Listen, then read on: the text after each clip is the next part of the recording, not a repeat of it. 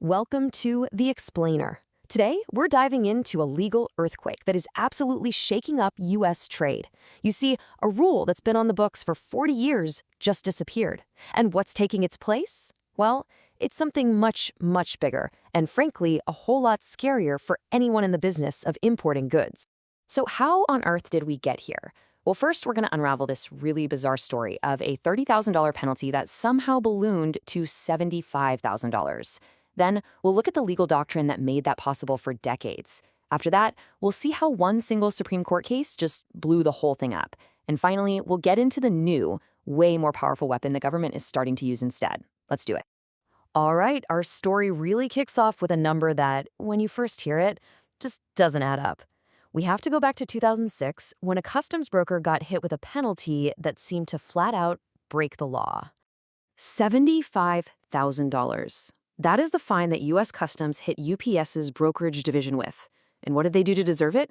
Well, they apparently kept misclassifying goods. We're talking 45 different times, even after being told to stop. But this is where the story gets really weird. Okay, so you have to ask the question, right?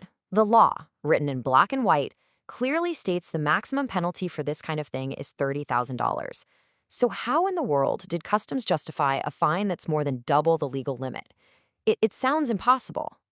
Well, as it turns out, not exactly. The whole thing really came down to how you read one little phrase. UPS basically said, look, the law says $30,000 is the max. End of story. But Customs came back with a totally different interpretation. They argued, oh no, that's $30,000 per notice. And by the way, we can send as many notices as we feel like. So who's right? Now, you'd think a court would just, read the law and make a call. But that is not what happened.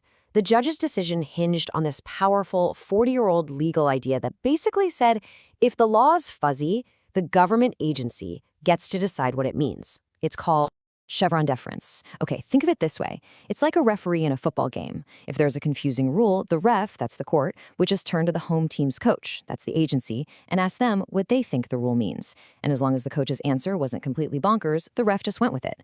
For 40 years, government agencies were always the home team. And that's exactly what happened here. The court pretty much said, you know what, we're not even going to try to figure out what Congress meant. The law's a bit vague, Customs interpretation seems reasonable enough, so they win. And just like that, a $75,000 fine was allowed. That was the immense power of Chevron deference. So for 40 years, that's how the game was played. Agencies interpreted the rules and the courts just nodded along. But then in 2024, everything changed. A massive Supreme Court case called Loper Bright didn't just tweak the rules. It took the entire rulebook and threw it right out the window. I mean, just look at this timeline. You can see the ground completely shifting under our feet. The very legal foundation that allowed that crazy UPS penalty to stand has been totally demolished. We're in a brand new era, and the old rules just don't apply anymore. So what does this actually mean in the real world? It means the power has shifted big time. It's no longer the agencies who have the final say on what a law means. It's the judges. They have to decide for themselves. And this isn't some abstract change that will happen years from now. It's happening right now, in every case, in every courtroom. Okay, so you might be thinking, great, agencies have less power, businesses can finally breathe a sigh of relief. But you'd be dead wrong. Because what happens when the government loses one of its favorite tools? It reaches for a much, much bigger one. And this one's a monster. This table right here shows the new reality perfectly. The old way of doing business, those administrative penalties, it's now a lot harder for the government to make those stick. But there's another path that is now wide open: prosecution under RICO. And that is a much, much more dangerous road for any company to be on. So why is RICO suddenly such a big deal? Because it's a totally different animal. This is a law Congress passed to go after the mob, for things like racketeering and fraud. It doesn't rely on some agency's interpretation of a vague rule. It's a direct, powerful statute. It's a sledgehammer. And prosecutors just found it a lot easier to start swinging it.